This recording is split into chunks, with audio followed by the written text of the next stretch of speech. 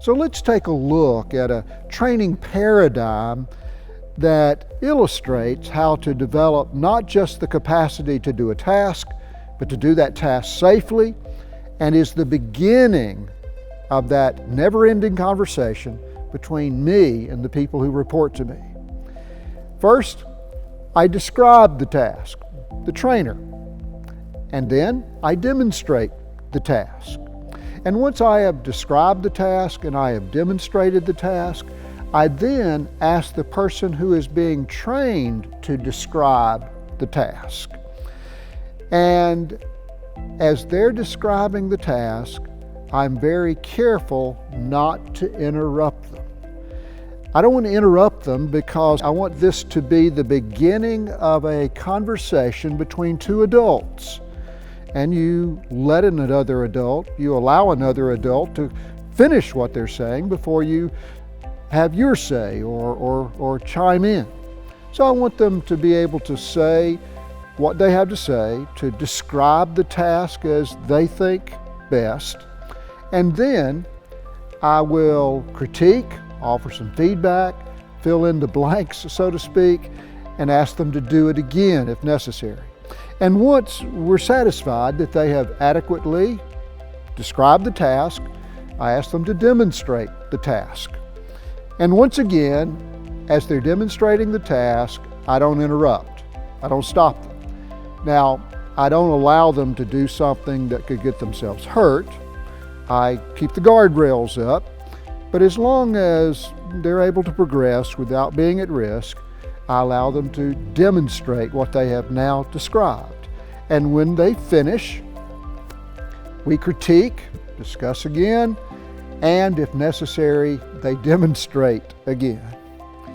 Now, it's very common for many training processes to largely end right there.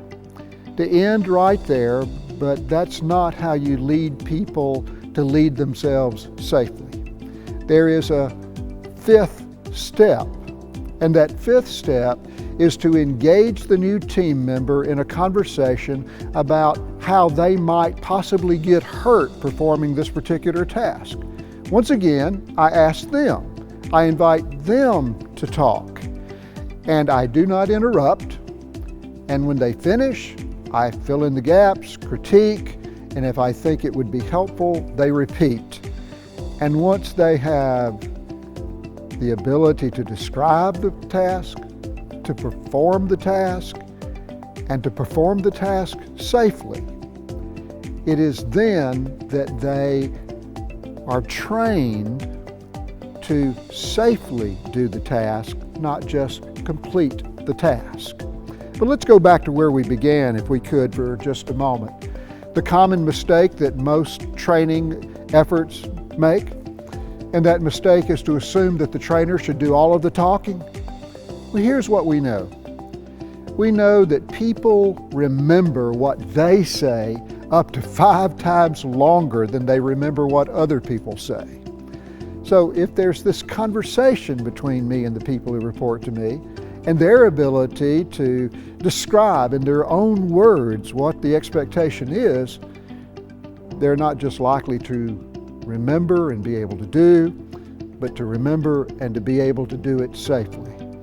And that's the moment when I know that they have true ownership of both the task and safety. Because the old idea that the trainer should do all the talking will miss the mark. People remember what they say up to 5 times longer than what they hear other people say.